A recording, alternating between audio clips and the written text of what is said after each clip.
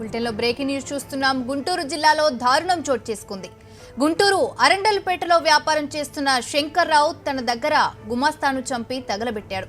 దీనికి సంబంధించి మరింత సమాచారం మా కరెస్పాండెంట్ రవీందర్ అందిస్తారు. రవీందర్, చెప్పండి, అసలు గుమస్తాను ఎందుకు చంపాడు? హత్య గల కారణాలేంటి రవీందర్? ఈ ఘటన మొత్తంగా గుంటూరు జిల్లాలో సంచలనం రేపుతుంది. కేవలం ఆర్థిక లావాదేవీల కారణంగానే ఈ ఘటన చోటు చేసినట్టుగా స్పష్టమవుతుంది. ఇప్పటికే పోలీసులకు పూర్తి స్థాయిలో సమాచారం కూడా అందింది. శంకర్రావు అనే వ్యక్తి గత కొంతకాలంగా డాల్ మిల్లు ఇక్కడ ఏర్పాటు చేశాడు, డాల్ మిల్ నిర్వహిస్తున్నాడు. ఈ నేపథ్యంలోనే తన దగ్గర గుమస్తాగా శ్రీనివాసరావు అనే వ్యక్తి, పొన్నూరు సంబంధించిన వ్యక్తిని తన దగ్గర గుమస్తాగా పెట్టుకున్నాడు. దాదాపు 5 సంవత్సరాలుగా అతను పనిచేస్తున్నాడు.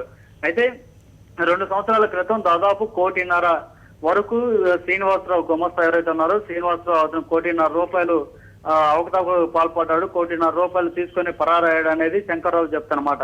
ఈ నేపథ్యంలోనే ఇరు వర్గాల మధ్య గత 2-3 సంవత్సరాలుగా పంచాయతీలు నడుస్తున్నాయి. ఇరువైపులా పెద్ద మనుషులు సెటిల్మెంట్లు కొనసాగుతూనే ఉన్నాయి. కానీ ఇంతవరకు ఆ డబ్బులు ఇవ్వకపోవడంతో రాత్రి శంకర్రావు కొడుకు సందీప్ నేరుగా పొన్నూరు వెళ్ళాడు. శ్రీనివాసరావుని బయటికి తీసుకొచ్చి తర్వాత అత్యంత దారుణంగా హతమార్చినట్టుగా పోలీసుల విచారణలో తేలింది. ఆ డెడ్ బాడీని మాత్రం ఇక్కడి నుంచి కారులో తీసుకెళ్లి కోటప్పకొండలో అటవీ ప్రాంతంలో పడేసి అక్కడే తగలబెట్టినట్టుగా కూడా పోలీసులకు సమాచారం అందింది. ఈ నేపథ్యంలో ప్రస్తుతం ఎవరైతే శంకర్రావు ఉన్నాడో అపరాల వ్యాపారి, అతనితో పాటు అతని కొడుకు సందీప్ ఇద్దరు కూడా పోలీసులు అదుపులో తీసుకున్నట్టుగా సమాచారం అందుతుంది. కానీ పోలీసులు మాత్రం దీన్ని ధృవీకరించట్లేదు. ప్రస్తుతానికైతే ఏదైతే సంఘటనా స్థలం జరిగిందో ఆ డెడ్ బాడీని తగలబెట్టారని చెప్తున్నారు. అక్కడికి కొద్దిసేపు క్రితమే పోలీసు బృందాలు అక్కడ బయలుదేరి వెళ్ళడం జరిగింది. మరి కొద్దిసేపట్లో సంఘటనా స్థలానికి చేరుకున్న తర్వాత పూర్తి స్థాయి ఆధారాలు సేకరించే అవకాశం కనిపిస్తున్నాయి. మరోవైపు ఇప్పటికే మృతుడు శ్రీనివాసరావు తాలూకు కుటుంబ సభ్యులు కూడా పోలీసు స్టేషన్ కి రావడం జరిగింది. అతని తమ్ముడు కూడా మీడియాతో మాట్లాడాడు. కానీ ఏం జరిగింది అనేది పూర్తిగా మాకు కూడా తెలియదు. నిన్న సాయంత్రం శంకర్రావు కుటుంబ సభ్యులు మా ఇంటి దగ్గరికి రావడం జరిగింది.